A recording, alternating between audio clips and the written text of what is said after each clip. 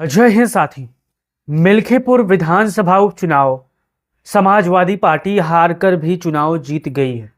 जी हां साथियों, आप सही सुन रहे हो, क्योंकि समाजवादी पार्टी भले ही मिल्कीपुर उपचुनाव हार गई हो, लेकिन समाजवादी पार्टी के 17 धाकड़ नेताओं ने जो बेजोड़ जो जबरदस्त मेहनत की है, हम उन 17 नेताओं के नाम बताने जा रहे हैं, जिनकी प्रचार की वजह से समाजवादी पार्टी को 40% के करीब और उससे बढ़कर वोट वहां पर मिला।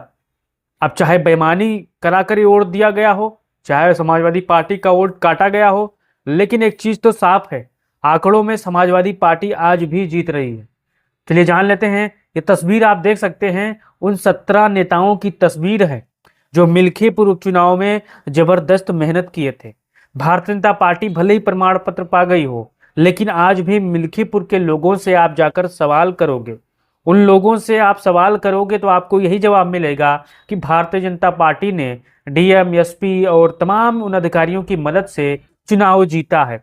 आज भी सहानुभूति जो है अजीत प्रसाद समाजवादी पार्टी के प्रत्याशी के पास है। साथियों, आप इन लोगों की तस्वीर देखिए। इन नेताओं ने जबरदस्त तरीके से मेहनत किया था, संघर्ष किया था, और परिणाम को जहां समाजवादी पार्टी के पीछे इतने नेता खड़े थे, वहीं पर भारतीय जनता पार्टी के पीछे डीएम साहब थे, एसपी साहब थे और बड़े बड़े अधिकारी थे, उप मुख्यमंत्री थे, मुख्यमंत्री थे।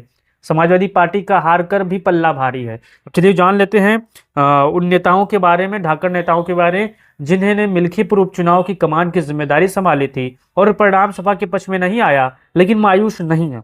धर्मेंद्र यादव जो कि जबरदस्त प्रचार किए थे, आनंद सेन यादव, पवन पांडे जी, रागिनी सोनकर, प्रिया सरोज, इकरा हसन, डिम्पल यादव, लीलावती कुशवाहा, अब्बास अली जयदी रुस्तीमिया, अरविंद सिंह गोप, नसीम सोलंकी, अवधेश प्रसाद, लालजी वर्मा, रामअचल राजभर, आर के चौधरी, इंद्रजीत सरोज, और वर्तमान में वहां पर लोगों ने पहुंचकर सभी मजबूत कार्यकर्ता थे। लीलावती कुशवाहा से लेकर तमाम समाजवादी पार्टी के विधायक मौजूद थे, सांसद मौजूद थे, और अखिलेश यादव स्वयं अंतिम दिन प्रचार करने पहुंचे थे।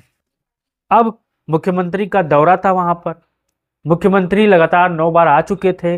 शासन प्रशासन को चुस्त दुरुस्त करने के लिए, उनके अंदर टारगेट फिक्स करने के लिए आपने वो रिकॉर्डिंग भी सुना होगा, जहां पर मुख्यमंत्री कह रहे थे कि मुख्यमंत्री के कर्मचारी जो थे, सरकार के कर्मचारी टारगेट पूरा कर रहे थे। अब आपको अपना राय देना है और बताना है कि इन नेताओं के बावजूद समाजवादी पार्टी अभी मिल्कीपुर उपचुनाव हारकर भी चुनाव जीत गई, क्योंकि पूरी टीम समाजवादी पार्टी की, पूरी प्रचार की यूनिट, अखिलेश यादव, डिम्पल यादव, शिवपाल सिंह यादव नहीं थे क्योंकि उनकी इस वक्त तबीयत खराब थी, इसलिए उन स्वस्थ नहीं थे, इसलिए उनको प्रचार से दूरी रखा गया। आजम खान साहब जेल में है, ये 2 मौजूदा स्टार प्रचारक नहीं थे, बाकी सभी ने मिलजुल कर प्रचार किया और मिल्कीपुर में जबरदस्त समाजवादी पार्टी के पक्ष में जनता को मोड़ने की कोशिश की। लेकिन जिसके हाथ में शासन प्रशासन हो, जो फर्जी वोट छाप रहा था, उसकी विजय हो गई, यानी सत्य की हार हो गई, असत्य की जीत हो गई। लेकिन ज्यादा दिन नहीं है साथियों, 1.5 साल का समय बचा है। मार्च 2027 में फिर चुनाव होगा, यानी फरवरी मार्च आज ही के महीने में फिर चुनाव होगा, और फिर आपको देखने को मिलेगा कि भारतीय जनता पार्टी जितने भी उपचुनाव बेईमानी करके जीती है, मिल्कीपुर हुआ, चाहे आपका कुंद्रकी हुआ, फिर आपका चाहे खैर हुआ, अलीगढ़ का हुआ, मझुआ हुआ, ये सब पर समाजवादी पार्टी जीतेगी। आप अनुमान लगाइए न लगाइए, लेकिन ये 100% मैं बात कह रहा हूं। अब आपको अपना राय देना है, इस वीडियो को तमाम साथियों तक भेजना है और बताइएगा कि समाजवादी पार्टी, आंकड़ों में तो समाजवादी पार्टी जीती है, अब आने वाले समय में अजीत प्रसाद जो समाजवादी पार्टी के उम्मीदवार होंगे, वो 5 साल के विधायक होंगे, क्योंकि समाजवादी पार्टी को अब सहानुभूति जनता द्वारा मिल रही है।